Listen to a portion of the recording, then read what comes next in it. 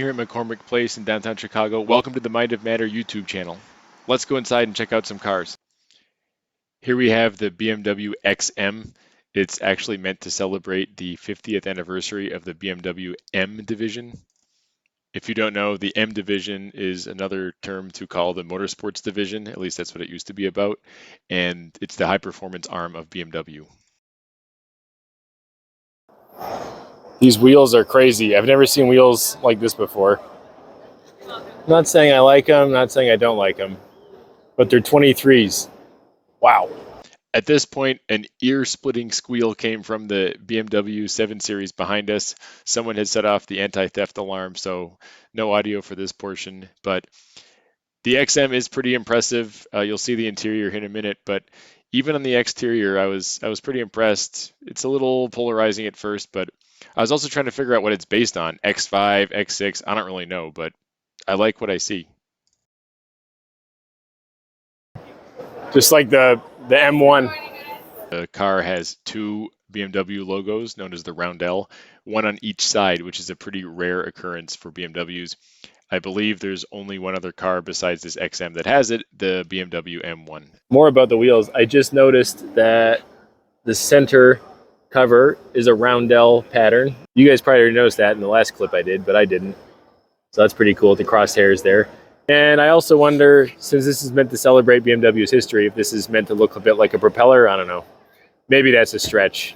But if you don't know, BMW started out manufacturing motorcycle and aircraft engines. So some people say the roundel is meant to look like a blue and white pattern, meant to look like a propeller behind a blue sky, a white swirling propeller behind a blue sky.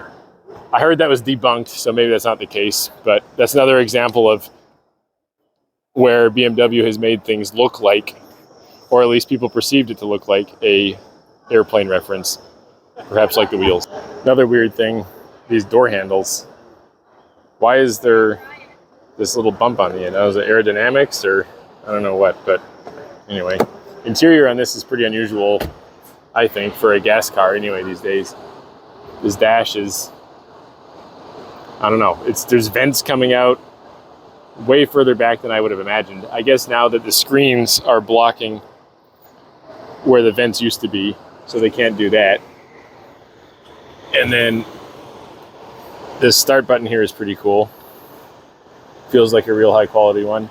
And I like the paddles. Looks like there's multiple buttons and paddle things going on here. There's this one, manual 1, it's M1, M2 for different M modes. Here's the paddles. These are pretty nice, high quality. I'm going to say this in the nicest way possible. I mean this as a compliment. It feels like a high quality video game steering wheel paddle, like a PC wheel paddle. Like really, really high quality, both feel and texture and materials and design. So nice job there.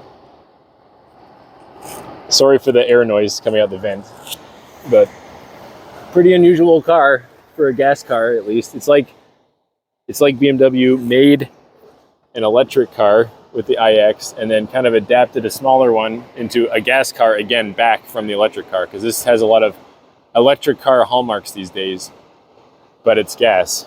And it's also meant to celebrate the anniversary of M. So good job, BMW, for, I guess, creating something that's a little different and bringing up the gas car features. Oh, I said BMW, now it's talking to me. But congrats to them for bringing up their gas car game and interiors to the EV level that we see in a lot of other cars today.